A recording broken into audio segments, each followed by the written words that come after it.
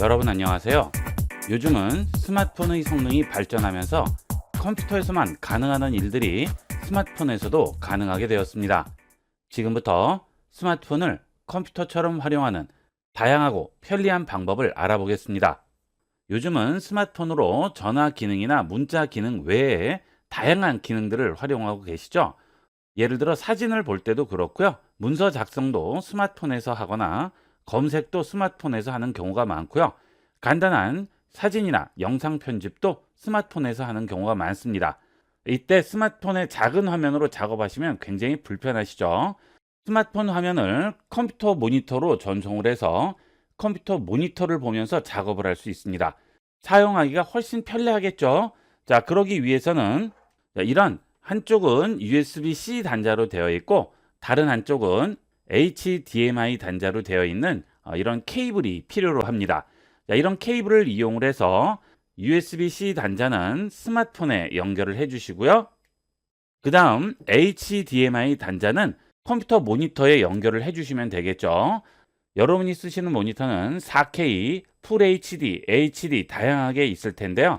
어떤 모니터를 연결해도 연결이 되게 되려면 이 케이블이 4K를 지원하는 케이블을 구매하시면 모니터에 상관없이 전부 연결이 가능합니다. 보통 USB-C to HDMI라고 검색을 하시면 다 나올 텐데요. 그때 4K를 지원하는지 꼭 확인을 하시고 구입을 하시면 되겠습니다. 자, 그러면 이제 이 HDMI 단자를 모니터에 연결을 해 보도록 하겠습니다. 자, 컴퓨터 모니터 뒷면을 보시게 되면 여러 개의 단자가 있을 텐데요. 구입하신 지 15년 안쪽의 모니터는 전부 이 HDMI 단자가 붙어 있을 겁니다. 자, 이런 모양이죠. 단자들마다 모양이 다르기 때문에 이 단자가 다른 곳에 꽂힐 수는 없어요. 다른 곳에 꽂혀서 고장 날까봐 염려하실 필요는 없습니다. 자, 여기 HDMI 단자에 꽂아주도록 하겠습니다. 자, 보통 HDMI 단자가 하나만 있는 경우도 있고요. 두 개가 있는 경우도 있고 다른 단자가 있는 경우도 있기 때문에 각각 다 이름이 붙어 있습니다. HDMI 1, HDMI 2, 지금 저 같은 경우에는 HDMI 단자가 두 개가 있죠. 자, 그 다음에 저는 DP 단자라는 것도 또 있기 때문에 여러 개가 나오죠. 자, 이때 이 HDMI 단자에 보시면 HDMI 단자 몇 번인지 보이게 될 겁니다. 다른 케이블은 뽑을 필요 없어요. 모니터에서 설정만 바꾸면 됩니다. 자, 이렇게 HDMI 단자를 꽂아 주셨으면 컴퓨터 모니터의 정면을 보시면 이런 곳이나 또는 앞쪽 또는 이런 아래쪽에 버튼이 보입니다. 그 버튼을 누르시게 되면 이렇게 입력 설정이 나오게 돼요. 자, 이 입력 설정으로 가신 다음 지금 제가 연결한 HDMI 단자로 바꿔주시면 되겠습니다. 자, 저는 지금 HDMI 1로 연결을 했기 때문에 HDMI 1로 움직이고 선택을 해주시게 되면 이런 식으로 스마트폰 화면이 모니터로 나오게 되죠. 아주 간편하게 이용할 수 있겠죠. 스마트폰을 돌리게 되면 컴퓨터 모니터에서도 그대로 돌아가게 됩니다. 자, 이렇게 이용을 하면 거의 컴퓨터 같이 이용할 수가 있는 거죠. 컴퓨터가 없더라도 이런 모니터만 있다면 스마트폰을 이용을 해서 연결한 다음 컴퓨터 같이 이용을 할 수 있습니다. 자, 이렇게 스마트폰을 모니터와 연결을 하더라도 입력하거나 이용하는 것은 전부 이렇게 손으로 이용을 해야 되겠죠. 자, 이걸 해결하는 방법은 스마트폰에 키보드와 마우스를 연결해서 컴퓨터 같이 이용을 하면 좀 더 편리하겠죠. 그 다음은 스마트폰에 키보드와 마우스를 연결하는 방법을 알아보도록 하겠습니다.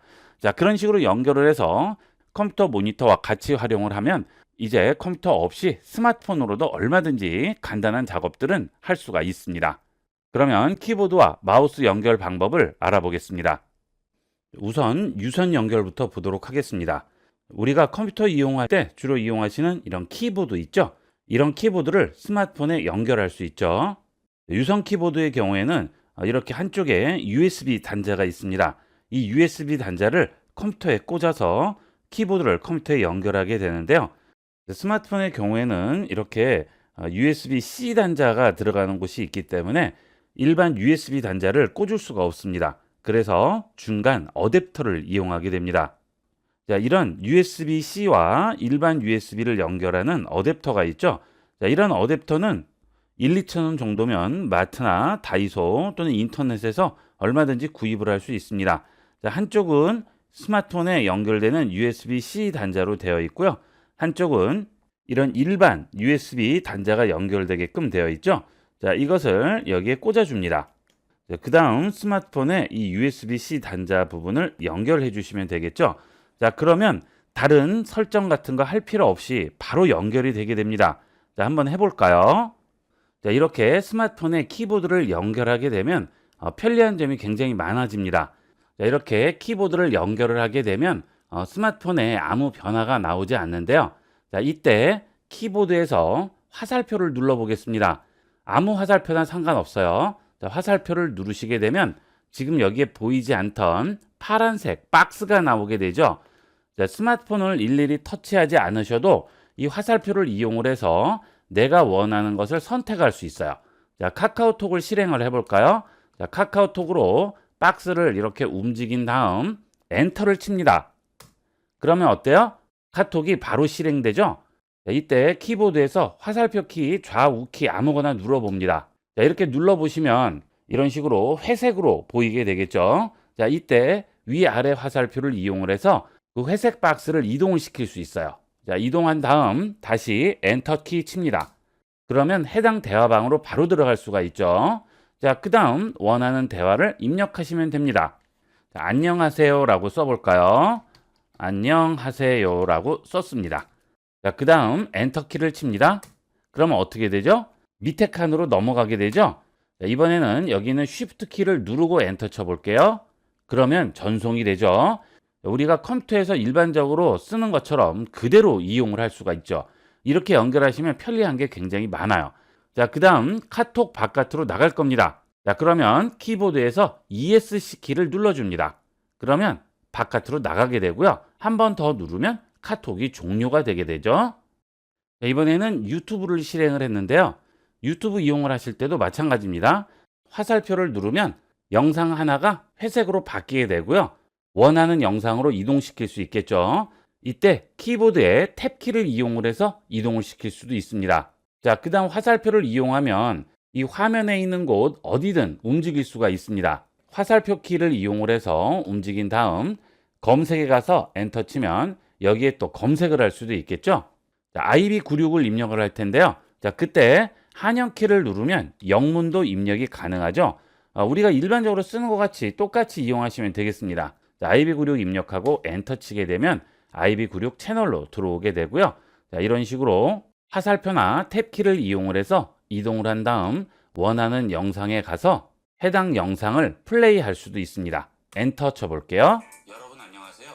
요즘은 자, 이때 화살표 키를 누르시면 위치를 바꿀 수 있고요. 뒤쪽으로 움직일 수도 있겠죠. 자, 원하는 대로 이용하시면 되겠고요. ESC 키를 누르면 이런 식으로 화면도 돌리면서 작게 나오게도 만들 수 있습니다. 작게 나오죠? 자, 이렇게 키보드를 연결하면 활용할 수 있는 곳들이 굉장히 많아집니다. 자, 그 다음 다시 뒤로 돌아가겠습니다. ESC 키 누르면 유튜브에서 빠져나오게 되겠죠. 검색도 마찬가지가 되겠죠. 자, 구글 크롬에서 검색하기 위해서 화살표를 또 누르고요. 아래쪽으로 내려간 다음 엔터를 칩니다. 그러면 구글 폴더가 열리게 되겠죠. 자, 여기서 메일로 들어가 볼까요? 엔터 칩니다. 그러면 바로 메일도 확인할 수 있고요. ESC 키 눌러서 다시 나오고 이번에는 크롬으로 들어가 보겠습니다.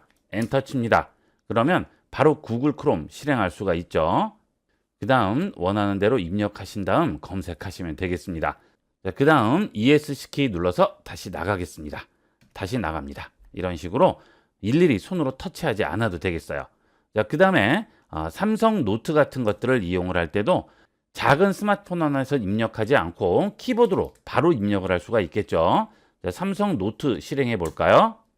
자, 화살표를 이용하면 해당 메뉴로 전부 이동을 할 수 있기 때문에 간단하게 선택해서 이동할 수 있습니다. 자, 그 다음 여기에 그대로 입력만 해주시면 되겠죠. 자, 지금 영문 들어가죠? 한영 키 누르고 한글로 입력을 하셔도 되겠습니다. 자, 이렇게 키보드를 연결해서 아주 편리하게 이용을 할 수 있고요. 키보드 외에 마우스를 연결할 수도 있죠. 자, 이번에는 마우스를 연결해 볼까요? 마우스의 경우에는 양쪽이 USB-C로 되어 있는 경우도 있고요. 한쪽은 컴퓨터에 꽂히는 USB로 되어 있는 경우도 있죠. 전부 상관없습니다. 양쪽이 USB로 되어 있는 케이블일 경우에는 이렇게 꽂아주고요. 나머지 부분을 스마트폰에 연결해 주시면 되겠죠. 자, 이때 컴퓨터에 들어가는 USB 단자일 경우에는 이런 어댑터를 이용을 해 주셔야 되겠고요. 이렇게 USB-C 단자로 되어 있을 경우에는 구태여 어댑터 연결할 필요 없이 바로 연결해 주시면 되겠죠. 자, 그러면 이렇게 마우스가 스마트폰 화면에 뜨게 되죠. 자, 이제 이 마우스를 이용해서 컴퓨터 이용하듯이 쓰시면 되는 거예요. 자, 카카오톡 실행하면 카카오톡 실행되겠죠. 자, 원하는 대화방도 그대로 클릭해서 들어갈 수가 있고요. 그 다음 스마트폰에 보이는 이 마우스 커서를 조절할 수 있죠. 여기 설정 들어가시게 되면 일반 부분이 있습니다. 이 일반 부분에 들어갑니다. 그리고 아래로 내려가시면 마우스 및 트랙패드라고 있죠. 이 마우스 및 트랙패드에 들어오시게 되면 포인터 속도라든지 휠 스크롤이라든지 포인터의 크기와 색상까지 전부 조절을 해줄 수 있습니다. 자, 저는 약간 크게 해놨죠. 자, 들어가시면 포인터가 보이게 되고요. 여기에 포인터 크기가 있죠. 이 크기를 조절을 해줄 수 있습니다. 자, 이런 식으로 조절하면 작게도 나오고요. 클릭해서 키워서 크게 볼 수도 있겠죠. 자, 그 다음 아래쪽으로 내려가시면 색상도 조절할 수가 있죠. 원하는 색상을 클릭해 주시면 해당 색상으로 바뀌게 되겠습니다. 간단하게 이용을 할 수 있어요. 자, 다시 뒤로 돌아갑니다. 자, 이 경우에는 유선으로 연결하는 경우가 되겠고요. 무선도 사용 방법은 동일합니다. 그 대신 연결만 블루투스를 이용을 해서 연결을 해주시면 되겠죠. 자, 그러면 무선으로 연결을 해보도록 하겠습니다. 자, 지금 이 마우스는 무선 마우스인데요. 무선으로 연결할 경우에는 블루투스를 이용을 해서 연결을 해주셔야 되겠죠. 자, 설정으로 들어갑니다. 자, 그 다음 제일 위에 보시면 연결이라고 나오죠. 연결 들어갑니다. 자, 그 다음 블루투스 글씨 부분을 터치해 주세요. 자, 여기는 체크만 되고 하부 메뉴가 나오지 않으니까 이 블루투스 글자를 터치해 주셔야 돼요. 자, 그렇게 되면 지금 연결되어 있는 블루투스 기기들이 나오게 될 겁니다. 자, 이때 마우스의 전원을 켜줍니다. 그 다음 블루투스에서 찾기 버튼을 눌러주세요. 그러면 이 마우스를 스마트폰에서 검색을 해주게 될 겁니다. 자, 위쪽으로 올라가면 해당 마우스가 여기에 뜨게 돼요. 자, 이렇게 해서 떠야 되는데 안 뜨는 경우가 있습니다. 그럴 때는 마우스를 껐다가 다시 켜주세요. 자, 끈 상태에서 찾기 버튼을 누릅니다. 그 다음 다시 마우스를 켜주세요. 그러면 스마트폰에서 해당 기기를 검색을 하게 됩니다. 자, 지금 바로 뜨죠. 자, 이렇게 뜨게 되면 터치만 해주시면 바로 등록이 되게 됩니다. 등록합니다. 자, 그러면 여기에 연결됨이라고 나오게 되죠. 자, 이제 내 마우스가 스마트폰에서 그대로 움직이게 되는 거죠. 간단하게 이용을 할 수 있어요. 그 다음 무선 키보드도 마찬가지가 되겠습니다. 여기 무선 키보드가 있는데요. 이 무선 키보드를 껐다가 다시 켜보도록 할게요. 자, 일단 끈 상태에서 블루투스를 찾기를 눌러주시고요. 그 다음 켭니다. 자, 그러면 이렇게 MX 키라고 해서 뜨죠. 이게 제 키보드인데요. 자, 터치하시면 또 등록한다고 나오죠. 자, 이때 그냥 등록되는 경우도 있고요. 이렇게 키를 입력하라고 하는 경우도 있습니다. 이 키보드가 확실한지 확인을 하는 거죠. 자, 098024 키를 입력하라고 하죠. 그러면 098024 입력합니다. 그리고 엔터를 치게 되면 이렇게 바로 연결이 되게 돼요. 자, 그러면 이제 키보드를 이용을 해서 앞서 유선으로 연결했던 그런 작업들을 동일하게 해줄 수가 있겠죠. 자, 유선으로 연결했을 때 단점은 키보드면 키보드, 마우스면 마우스 하나밖에는 연결이 되지 않지만 이렇게 무선으로 연결을 하게 되면 마우스, 키보드를 동시에 연결해서 이용을 할 수도 있겠죠. 무선으로 연결했을 때는 이런 장점이 있겠습니다. 자, 하지만 급하게 이용을 하실 때는 마우스와 키보드 다 연결할 필요 없이 키보드만 연결을 하더라도 훨씬 더 편리하게 이용을 할 수가 있겠죠. 작은 화면에서 일일이 입력하지 않고 키보드로 간편하고 빠르게 입력할 수가 있겠습니다. 자, 요즘은 스마트폰에서 할 수 있는 기능들이 굉장히 늘어났죠. 컴퓨터에서 할 수 있는 거의 모든 작업을 스마트폰으로도 전부 이용을 할 수가 있는데요. 이때 키보드와 마우스를 연결해서 이용하면 마치 컴퓨터를 이용을 하듯이 간편하게 이용을 할 수 있습니다.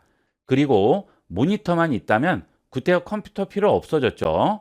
스마트폰을 모니터와 연결을 하고 이런 식으로 키보드와 마우스를 무선으로 연결해서 이용하시면 컴퓨터와 동일하게 이용을 할 수가 있겠습니다. 자, 검색 같은 걸 할 때도 이런 식으로 마우스로 이용하시면 훨씬 편리하죠. 이렇게 키보드와 마우스 또는 모니터를 연결을 해서 스마트폰을 좀 더 스마트하게 컴퓨터로 활용을 해보도록 하세요. 우리가 컴퓨터를 이용을 할 때 가장 많이 접하게 되는 기기가 이 키보드가 되겠죠. 보통 키보드를 이용하시는 분들 보면 거의 주로 쓰는 기능만 이용을 하시고 키보드의 다양한 기능들을 제대로 활용하지 못하시는 분들이 많습니다. 이번 시간은 키보드의 다양한 기능과 활용법들을 자세히 알아보도록 하겠습니다. 우선 키보드를 보시게 되면 가장 기본적인 키보드는 이런 키보드가 되겠죠. 101키, 103키 이렇게 많이들 부르는데요. 상단에 F1부터 F12까지의 기본 기능키가 있고요. 그 다음 우리가 가장 많이 이용하는 숫자와 글씨를 입력하게 되는 자판이 있게 되겠죠. 우측 부분에는 이렇게 숫자를 입력하는 숫자 패드라는 것이 있죠. 자, 그 다음 그 중간에 화살표와 여러 가지 기능키들이 또 있게 되겠죠. 자, 이게 키보드의 가장 기본적인 레이아웃인데요. 이런 키보드 외에도 약간씩 변형이 돼서 다양한 키보드들이 있습니다. 우측에 있는 숫자 패드를 없앤 텐키리스 키보드라는 게 있죠. 그런 키보드들은 여기까지만 나와 있죠. 또는 여기까지만 나와 있습니다. 그런 텐키리스 키보드들은 키보드의 크기를 줄이기 위해서 우측에 있는 숫자 패드를 생략한 키보드가 되겠죠. 자, 그런 키보드 외에 일반적인 키보드는 이런 풀사이즈 키보드가 되겠습니다. 자, 그러면 상단에 있는 기능키부터 자세히 알아보도록 하겠습니다. 자, 우선 F1부터 F12까지의 기능키들이 있죠. 자, 이 기능키에서 기본적인 기능키들은 모든 프로그램에서 동일하게 나오게 됩니다. 여기는 F1 키를 누르면 도움말이 나오게 되죠. 자, F1 눌러볼까요? 윈도우에서는 윈도우 도움말이 나오게 되죠. 여기서 윈도우 11에 대한 다양한 도움말들을 확인할 수 있고요. 자, 그 다음 여러분이 다른 앱을 실행했습니다. 자, 예를 들어서 구글 크롬을 실행했어요. 여기서 F1 키를 눌러봅니다. 그러면 구글 크롬에 대한 도움말을 찾아볼 수가 있겠죠. 자, 그 외에도 어떤 프로그램이든 프로그램이 실행되어 있을 때 F1 키를 누르면 도움말을 보여주게 됩니다. 그 다음은 F2 키가 있죠. 자, 이 F2의 경우에는 보통 이름을 바꿀 때 이용하게 됩니다. 자, 폴더나 파일 이름 바꿀 때 이용하는 거죠. 폴더를 하나 생성을 해볼게요. 바탕화면에 마우스 우측 버튼 클릭하시고 새로 만들기에서 폴더를 하나 만들겠습니다. 이렇게 폴더가 있을 때 이 폴더명을 바꿀 때 폴더를 선택하시고 F2 키를 누르시게 되면 바로 반전이 돼서 이름을 입력할 수 있죠. 자, 이렇게 바로 입력할 수가 있습니다. 자, 그렇지 않으면 터치하고 잠시 기다렸다가 한 번 더 터치를 해야지만 이렇게 반전이 돼서 이름을 입력할 수 있는데 굉장히 불편하죠. 자, F2 키를 이용을 해서 간단하게 이름을 바꿀 수 있습니다. 자, 그 다음 파일명도 마찬가지가 되죠. 자, 파일이 있을 경우에도 키보드에 F2 키 누르면 바로 파일명이 반전돼서 이름을 바꿔줄 수 있습니다. 자, 그 다음 상단의 기능키는 아니지만 여기 딜리트 키 있죠. 바탕 화면에 나와 있는 파일이나 폴더 등의 파일을 버릴 경우에는 이렇게 딜리트 키를 눌러서 간단하게 휴지통으로 버릴 수 있습니다. 일일이 들고 움직이지 않으셔도 되겠죠. 자, 그 다음은 F3인데요. 이것은 검색할 때 이용하게 됩니다. 자, 당연히 바탕 화면에서는 이용할 게 없겠죠. 웹브라우저나 워드 프로세서에서 검색을 하실 때 F3를 이용을 해서 간단하게 검색할 수 있습니다. 웹브라우저를 열어보도록 하겠습니다. 자, 그 다음에 기사를 아무 곳이나 하나 들어가 볼게요. 자, 여기서 마무리라는 이 글씨를 찾아야 돼요. 자, 이럴 때 F3 누릅니다. 그러면 페이지에서 찾기라고 바로 나오죠? 마무리라고 입력을 해볼게요. 그 다음 옆에 보시게 되면 바로 4개 중에 첫 번째 걸 찾았다고 나오게 되죠? 다음 버튼 누르겠습니다. 그러면 마무리됐다라고 또 찾아주네요. 이렇게 해서 웹페이지에서 내가 원하는 단어를 간단하게 찾아줄 수 있어요. 이거는 모든 웹페이지에서 동일하게 이용을 할 수 있고요. 워드 프로세서에서도 이 방식으로 찾아줄 수 있습니다. 이 F3 키는 지원이 되지 않는 경우도 있습니다. 이거는 시스템에 따라서 달라요. 자, 만약에 F3가 적용이 되지 않을 경우에는 컨트롤 F를 눌러주시면 모든 시스템과 프로그램에서 동일하게 검색 기능을 제공하게 됩니다. 둘 중에 되는 기능으로 아무거나 이용을 하시면 되겠어요.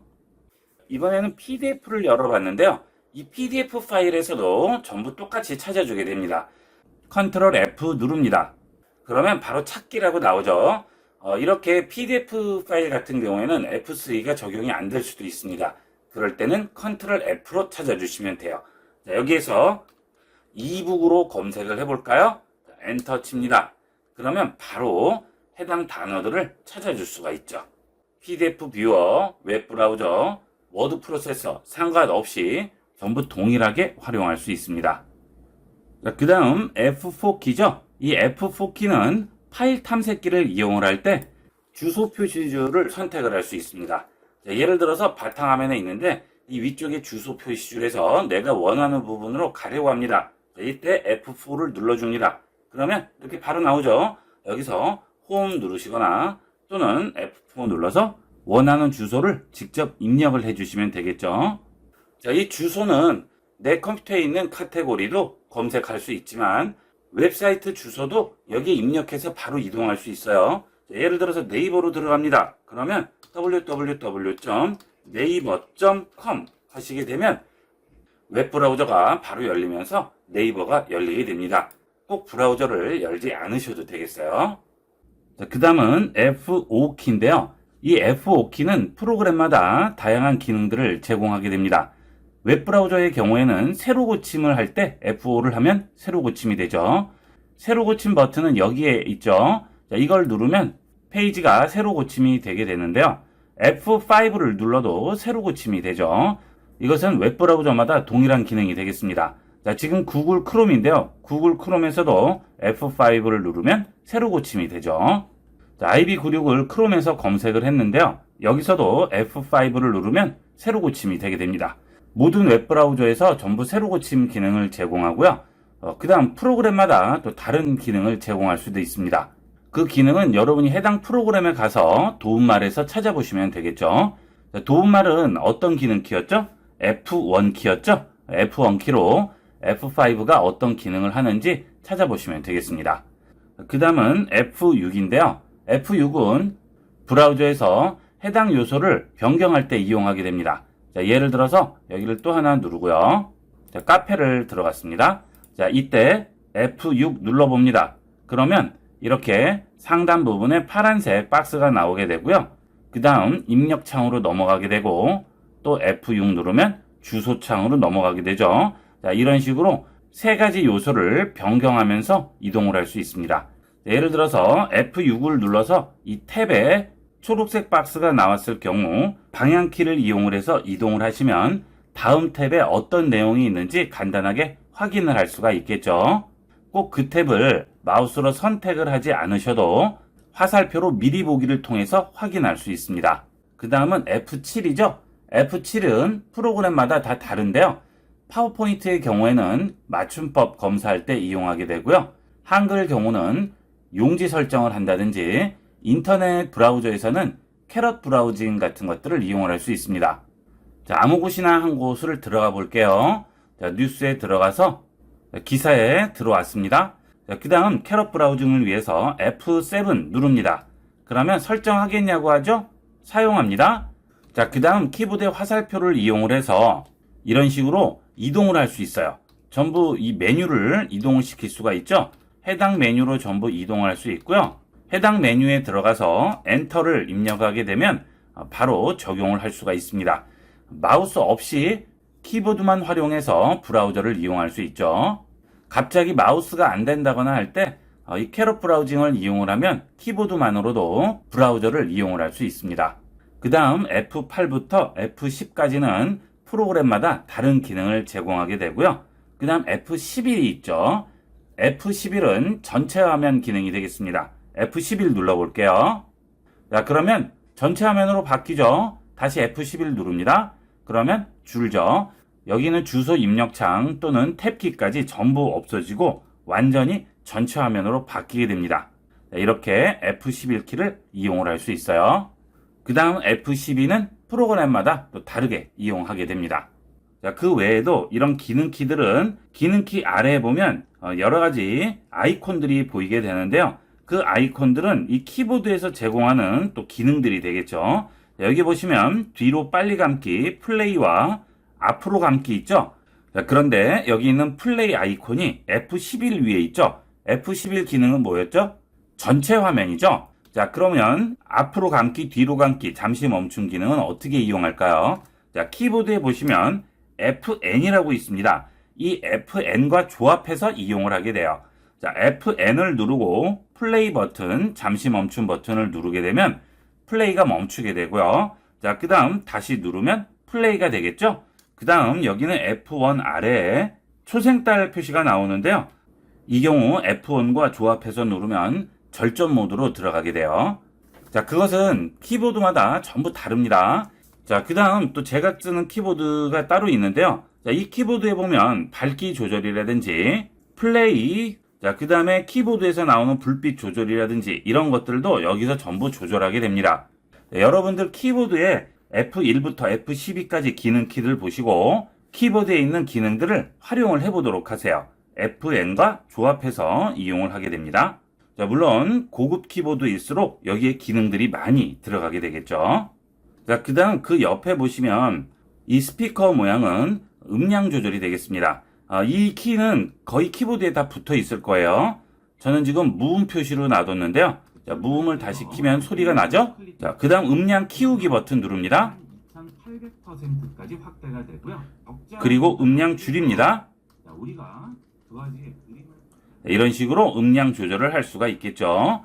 일일이 마우스로 음량 같은 거 조절하지 마시고요. 여기는 음량 키를 이용을 해서 활용해 보도록 하세요.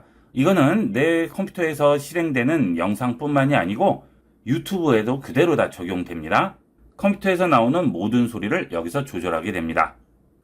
자, 그 다음은 ESC 키죠. 이 ESC 키는 종료할 때도 사용하고요.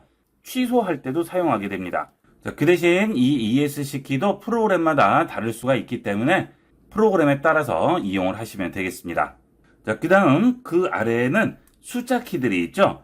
자, 이 숫자 키는 숫자를 입력하는 거죠. 자, 그런데 그 숫자 키 위에 보시게 되면 기호들이 있습니다. 이 기호들을 이용을 할 때는 Shift와 조합을 해서 이용하게 됩니다. 여기는 물결 표시 모양도 마찬가지가 되겠죠. 예를 들어서 1, 2, 3, 4 이렇게 씁니다. 숫자가 들어가죠. 자, 이번에는 Shift를 누르고 써볼게요. 자, 그러면 숫자 키 위에 있는 기호들을 입력을 할 수가 있죠. 자, 그리고 여기 있는 물결 표시도 마찬가지가 되겠죠. 그냥 입력을 하면 이렇게 아래에 있는 기호가 들어가게 되지만 Shift를 누르고 입력을 하면 물결 표시가 들어가게 되겠죠. 자, 그 다음은 백스페이스 키인데요. 이 백스페이스 키 많이 이용을 하시죠? 이런 식으로 지우면 앞에 글자가 지워지게 되죠. 자, 이렇게 텍스트를 썼습니다. 자, 여기서 화살표를 이용을 해서 이동을 시켜 볼게요. 자, 이 상태에서 백스페이스를 누르면 앞에 글자가 지워지죠? 자, 지금 앞에 글자를 지웠는데 잘못 지웠어요. 명령을 취소하고 싶습니다. 자, 그때 단축키는 뭐죠? Ctrl Z 누르시면 금방 한 명령 취소가 되겠죠. 이 Ctrl Z 단축키는 컴퓨터에서 사용하는 모든 프로그램에 동일하게 이용이 됩니다. 그래픽 관련 프로그램부터 이런 워드 프로세서 또는 파워포인트, 한글 상관없이 전부 공통으로 이용하는 단축키입니다. 이런 단축키는 무조건 외워두셔야 되겠죠. 자, 이렇게 백스페이스로 앞쪽을 지우는데요. 그 옆에 보시면 딜리트 키가 있습니다. 이 딜리트 키는 뒤쪽을 지우는 거예요. 차이점 아시겠죠? 백스페이스는 앞쪽, 딜리트는 뒤쪽을 지우게 됩니다. 자, 백스페이스와 딜리트의 차이점 되겠습니다. 자, 그 다음 엔드 키와 홈 키가 있죠? 이 두 가지 키는 홈을 누르면 해당 문장의 제일 앞으로 이동하게 되고요. 자, 그 다음 엔드는 해당 문장의 제일 마지막으로 이동합니다. 자, 문제는 이렇게 여러 줄이 있는 경우가 있어요. 자, 이럴 경우에 전체 텍스트에서 제일 아래쪽으로 이동하고 싶습니다. 그럴 때도 조합을 해서 이용하게 됩니다. 자, 키보드에 보시면 컨트롤 키가 있죠? 컨트롤 키와 홈 키를 누르면 전체 텍스트에서 제일 앞으로 가는 것이고요. 컨트롤 키를 누르고 엔드 키를 누르면 전체 텍스트에서 제일 끝으로 이동하게 되겠죠. 자, 해볼게요. 컨트롤을 누르고 홈을 누릅니다. 그러면 제일 앞으로 지금 이동했죠. 자, 그 다음 컨트롤 누르고 엔드를 누릅니다. 그러면 제일 끝으로 이동하게 되죠. 그냥 홈을 누르면 해당 줄에서만 앞과 뒤로 이동하는 거예요. 홈과 엔드. 컨트롤을 눌러야 전체 텍스트에서 이동을 하게 되겠죠. 자, 이게 홈과 텍스트가 되겠습니다. 자, 그 다음에 페이지 업다운이 있죠? 페이지 업다운은 여러 장의 페이지가 있을 경우에 페이지를 이동할 때 이용하게 되겠죠? 페이지 업과 페이지 다운으로 페이지 간에 이동을 하게 됩니다. 자, 이거는 어디에 이용할까요? 워드 프로세서도 이용할 수 있지만 웹브라우저에서도 이용하게 됩니다. 자, 지금 네이버 웨일 브라우저인데요. 자, 지금 보이는 영역이 여기까지만 보이고 있죠? 자, 이때 페이지 다운을 누를게요. 그러면 그 아래 보이지 않던 영역으로 넘어가게 되죠? 또 다운 누릅니다. 그러면 그 다음 또 넘어가게 되고요. 자, 이런 식으로 페이지 업다운을 이용해서 보이지 않는 구역을 이동을 할 수 있습니다. 자, 그 다음 그 아래에 보면 이렇게 파란색으로 글씨가 써 있는데요. 이 글씨가 써 있는 것은 똑같이 FN키와 조합해서 이용을 하게 되는데요. 지금 이 키보드는 이렇게 조합을 해서 이용을 하지만 따로 떨어져서 나와 있는 것도 있습니다. 그거는 키보드마다 다르겠죠. 자, 이렇게 겹쳐 있을 경우에는 FN키와 조합해야 되겠죠. 자, 프린트 스크린은 뭐죠? 지금 이 화면을 캡처하는 거예요. 자, 지금 이 키보드는 따로 나와 있지 않기 때문에 FN키와 프린트 스크린을 눌러보겠습니다. 그 다음 캡처된 화면을 확인해 볼까요? 자, 보통 캡처된 화면을 확인을 할 때 윈도우 시작 버튼 누르시고 그림판에 들어가셔서 여기에서 키보드에 컨트롤 V로 붙이게 되죠. 자, 이렇게 캡처된 화면이 나와 있죠? 이렇게 확인을 하시는데 이럴 필요 없이 키보드에서 윈도우 키와 V 키를 누르시게 되면 이런 식으로 클립보드에 복사된 내용을 확인할 수가 있습니다. 자, 이것은 앞서 복사했던 것까지 전부 나오게 돼요. 그러면 복사와 붙이는 기능은 어떤 걸까요? 자, 그 단축키는 컨트롤 C와 컨트롤 V가 되겠습니다. 자, 예를 들어서 여기 있는 여러분 안녕하세요를 복사하고 싶습니다. 그러면 마우스로 클릭 드래그해서 선택한 다음 이번에는 키보드에 컨트롤과 C를 동시에 누릅니다. 그러면 복사가 되고요. 내가 원하는 곳에 클릭하시고 컨트롤 V를 누르시면 붙이게 되겠죠. 자, 이게 복사와 붙이기 기능인데요. 이것도 컴퓨터에서 이용하는 모든 프로그램에 동일하게 이용이 됩니다. 자, 컨트롤 C와 컨트롤 V 꼭 외워두셔야겠죠. 자, 그런데 이렇게 하게 되면 한 번 복사한 것만 붙일 수가 있죠. 자, 그 얘기는 여기는 활용법을 또 복사했어요. 그 다음에 여기다 또 붙였습니다. 자, 이번에는 다시 안녕하세요를 붙이고 싶어요. 그러면 다시 또 긁어서 복사해야 될까요?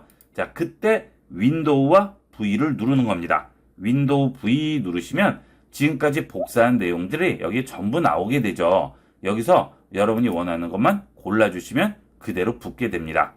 보통 컨트롤 C와 컨트롤 V만 이용을 하시는데요. 앞으로는 컨트롤 C와 윈도우 V를 많이 활용해 보세요. 자, 그 다음은 탭키죠. 이 탭키는 일정 간격을 띄울 때도 이용하고요. 구역 이동할 때도 이용하게 됩니다. 자, 간격 띄우는 것부터 보도록 할까요? 자, 여기에서 커서를 뒀습니다. 자, 워드 프로세서 같은 거 이용을 할 때 앞쪽을 띄워야 하는 경우가 있죠. 자, 그럴 때 이렇게 스페이스바를 이용하게 되는데요. 이렇게 스페이스바를 여러 번 치지 마시고 탭키를 이용하면 간단하게 원하는 공간을 띄워줄 수 있습니다. 자, 그 대신 어느 정도 띄워지는지는 미리 설정을 해주셔야 되겠죠. 탭 설정하는 방법은 워드 프로세서마다 다 다르겠죠. 그러면 여러분이 이용하시는 워드 프로세서에서 탭 설정하는 방법은 어떻게 알 수 있을까요? 앞서 말씀드린 키보드에 F1 도움말키 누르시고요. 여기서 탭 설정이라고 입력하시면 됩니다. 자, 여기 보시면 탭 설정 또는 변경이라고 나오죠. 자, 이렇게 각 프로그램에서 탭 설정하는 방법은 F1 도움말키를 눌러서 확인을 해보시면 되겠습니다. 자, 그 다음에 탭의 또 하나의 기능은 구역 이동이라고 했죠. 자, 예를 들어서 지금 이 바탕화면에서 탭을 눌러볼게요. 자, 아무 영향이 없죠. 자, 이때 폴더를 아무거나 하나 선택합니다. 그 다음 탭을 눌러볼게요. 자, 그러면 어디로 이동하게 되죠? 아래쪽에 있는 작업 표시줄로 이동이 되어 있네요. 또 또 눌러볼게요. 자, 그러면 이번엔 시작 버튼으로 이동했죠. 자, 이런 식으로 각 구역 간을 이동을 할 수 있습니다. 자, 그 다음 윈도우 시작 버튼을 실행할 거예요. 이때는 엔터만 쳐주시면 윈도우 시작 버튼 누른 것과 동일한 효과가 나오게 되겠죠. 자, 이런 식으로 구역 이동할 때도 탭을 이용하게 됩니다. 웹 브라우저에서도 주소 입력창에 커서가 위치해 있어요. 자, 이때 탭을 눌러줄게요. 그러면 어때요? 아래쪽에 있는 자주 가는 사이트들로 이동이 되죠? 자, 이렇게 탭을 이용을 해서 이동을 할 수 있습니다. 자, 그러면 원하는 곳에 가셔서 엔터 치시면 그 사이트가 열리게 되겠죠? 자, 그 다음은 캡스락이 있겠습니다. 이 캡스락 기능은 제일 주로 쓰이는 기능이 영문 입력을 할 때 대소문자를 입력을 할 때 이용을 하죠. 자, 한영키로 영문으로 전환을 해보겠습니다. 자, 여기 키보드에 한영키를 누릅니다. 그러면 아래쪽에 있는 작업 표시줄에 A라고 나오게 되죠. 영어를 입력합니다. 다시 한영 누릅니다. 이번에는 한글 나오죠. 자, 이 한영키를 이용을 해서 영어와 한글 전환을 하게 돼요. 자, 영어 입력 모드에서 A, B, C, D 입력을 해볼게요. 지금 어때요? 소문자로 들어가 있죠. 자, 그런데 이걸 대문자로 입력하고 싶습니다. 자, 그럴 때는 키보드에 있는 Shift 키를 누른 상태에서 A, B, C 누릅니다. 그러면 대문자가 입력이 되죠. 자, 앞서 이 Shift의 기능은 위에 있는 기호 입력할 때 이용한다고 했는데요. 이렇게 대소문자 입력을 할 때도 이용을 하게 됩니다. 자, 이렇게 대문자 입력을 하다가 Shift를 띄게 되면 다시 소문자가 입력이 되겠죠. 자, 그런데 항상 대문자로 입력해야 되는 그런 내용이에요. 그러면 항상 Shift를 누르고 있어야 된다는 얘기가 되겠죠. 자, 불편해서 작업이 안 됩니다. 그럴 때 여기 있는 캡스락을 이용하게 되는 거죠. 자, 캡스락을 누르시게 되면 Shift를 따로 누르지 않아도 계속 대문자만 입력이 되게 됩니다. 자, 이 경우 Shift를 누르면 오히려 소문자가 입력이 되겠죠. 캡스락의 기능이 되겠습니다. 당연히 한글에는 이 캡스락이 적용이 될까요? 한글은 적용이 안 되겠죠. 캡스락은 영어에만 해당이 됩니다. 자, 그리고 캡스락을 눌렀을 때 눌렸는지 안 눌렸는지 확인을 해야 되죠. 자, 이 키에 보면 불이 들어오는 키가 있습니다. 그런데 그만큼 키보드를 만들려면 공정이 복잡해지겠죠. 자, 그래서 일반적인 키보드에는 표시가 나와 있지 않고요. 우측 상단에 보면 표시가 나와 있습니다. 자, 여기 보면 캡스락을 끌게요. 여기에 꺼졌죠? 다시 누릅니다. 다시 켜졌죠? 자, 이렇게 캡스락이 켜졌는지 꺼졌는지 확인을 할 수 있고요. 쓰시다 보면 캡스락이 켜져 있는지 헷갈릴 경우가 많아요. 자, 그 다음은 Shift 키가 있습니다. Shift 키는 자체적으로는 쓰이지 않고요. 이 Shift 키와 여기에 있는 키패드에 있는 키들과 조합을 해서 이용을 하게 됩니다. 그것도 프로그램마다 다 차이점이 있겠죠. 그리고 그렇게 조합해서 쓰이는 키들이 Shift, Ctrl, Alt가 되겠습니다. 이 세 가지 키들이 조합이 되고 여기 있는 키패드의 키가 조합이 돼서 여러 가지 단축 키들을 만들게 되죠. 자, 앞서 말씀드린 Ctrl C, Ctrl V는 가장 기본적인 키고요. 그 외에도 이 Shift와 Ctrl Alt를 조합을 해서 다양한 키들을 활용하게 돼요. 여러분이 주로 쓰시는 프로그램들이 있으실 경우 어떤 키들을 주로 활용하게 되는지 확인을 해보시면 되겠습니다. 자, 그 다음은 한자 키가 있죠? 한자 키는 한글을 한자로 변환하는 키가 되겠죠. 자, 예를 들어서 활자를 긁고요. 한자 키를 누릅니다. 그러면 여러 가지 한자가 나오게 되죠. 자, 이때 활용을 긁고 눌러볼게요. 그러면 이 활용이라는 단어를 한자로 바꿔주게 되겠죠. 자, 한자 키 없으면 굉장히 불편하겠죠? 이 한자 키가 없는 키보드도 있습니다. 기본 키보드는 한자 키가 붙어 있지만 기본 키보드 외에 여러 가지 변형된 키보드들은 없을 수도 있습니다. 그럴 경우 그 키보드에서 한자를 입력하기 위해서는 또 다른 키들을 활용하게 되겠죠. 자, 그 경우에는 키보드 설명서를 확인을 해 보셔야 되겠죠. 자, 그 다음은 윈도우 키가 있겠죠. 이 윈도우 키는 앞서 말씀드린 대로 윈도우 V가 있었어요. 그 다음 그 외에도 이 윈도우 키와 조합되는 다양한 키들이 있습니다. 그것은 윈도우에서 기본 제공하는 단축키죠. 자, 이 윈도우 키와 조합하는 단축키들은 양도 많고 여러분이 쓰시는 경우에 따라서 다르기 때문에 마이크로소프트 홈페이지에 있는 단축키 페이지를 본 영상 하단 설명란에 올려놓았으니까 거기서 확인을 해보시면 되겠습니다. 윈도우 11에 아래로 내려가시게 되면 윈도우 로고 키, 바로가기 키라고 나오게 되죠. 자, 여기에 눌러보시면 윈도우 로고 키와 일반 키를 조합해서 여러 가지 기능들을 제공을 하고 있죠. 여러분이 주로 쓰시는 기능이 있을 경우 꼭 외워두셨다가 이용을 하시면 되겠습니다. 파일 탐색기를 열 때는 윈도우 로고와 E가 되겠죠. 해볼까요? 윈도우 로고와 E 누르시면 이렇게 파일 탐색기가 열리게 되죠. 자, 그 다음 윈도우 로고와 D죠. 윈도우 로고와 D 누릅니다. 그러면 바탕화면에 열려져 있는 모든 창들을 숨겨주게 되겠죠. 윈도우 로고와 D 다시 누르면 원래대로 열리게 됩니다. 자, 여러 가지가 많으니까 확인을 해보시고 필요하신 기능들은 이용해 보도록 하세요. 자, 그 다음 스페이스는 당연히 한 칸씩 띄우는 키가 되겠죠. 자, 그 다음 그 옆에 한영키 있죠. 네, 한영키는 한글과 영어를 전환할 때 이용을 하게 됩니다. 자, 그 다음은 이 키보드는 우측 버튼 기능키가 여기에 붙어 있는데요. 이 키는 없는 분도 있으실 겁니다. 자, 이런 모양이 나온 것은 전부 마우스 우측 버튼 기능키예요. 자, 눌러볼게요.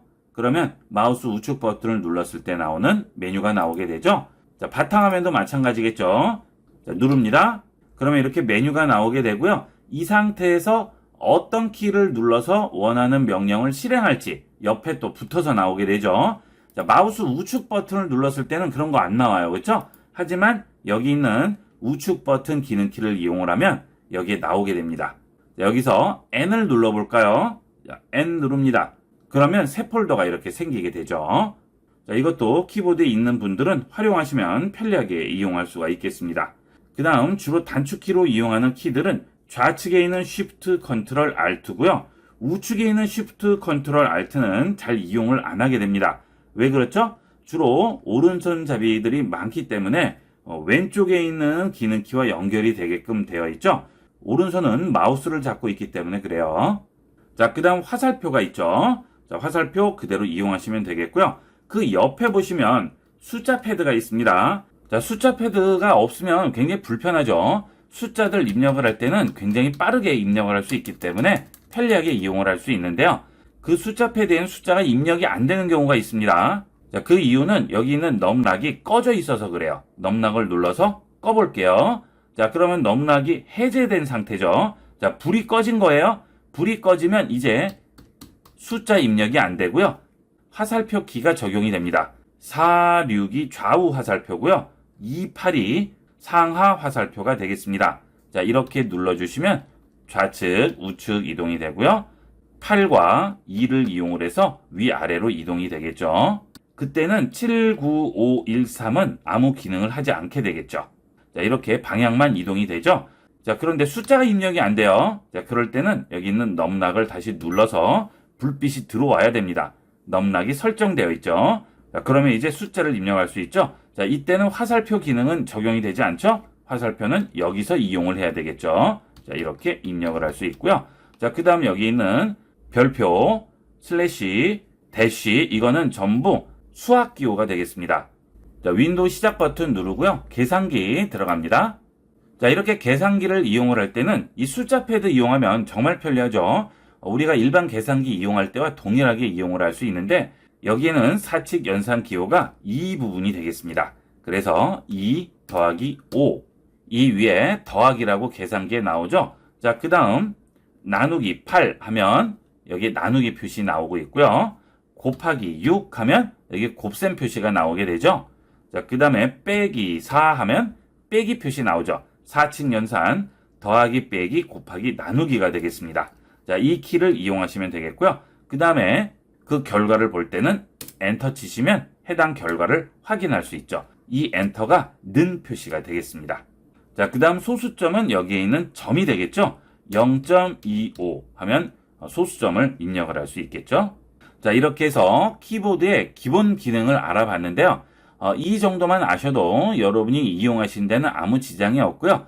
그 다음 단축키들은 여러분이 주로 이용하시는 프로그램에서 직접 확인을 하셔서 이용을 하시면 좀 더 편리하게 이용을 할 수가 있겠습니다. 그 다음 기본 단축키도 종류가 워낙 많기 때문에 제가 일일이 설명을 드릴 수는 없죠. 그래서 앞서 말씀드린 대로 윈도우의 단축키 모음 페이지를 영상 하단 설명란에 올려놨으니까 거기에 가셔서 여러분이 꼭 필요한 단축키들은 외워놓도록 하세요. 자, 이렇게 해서 이번 시간은 키보드의 기본 기능과 활용 방법에 대해서 알아봤습니다. 많이 이용해 보도록 하세요. 이번 시간은 여기까지 하도록 하겠습니다. 감사합니다. 본 영상을 시청해주신 모든 분께 감사드립니다. 좀 더 체계적으로 컴퓨터 및 모바일 기기 사용법을 배우려면 www.ib96.com, ib컴퓨터교육.com을 추천드립니다. 그리고 저희 채널에 구독과 멤버십 회원으로 가입해주시면 좀 더 좋은 컨텐츠로 보답하겠습니다. 감사합니다.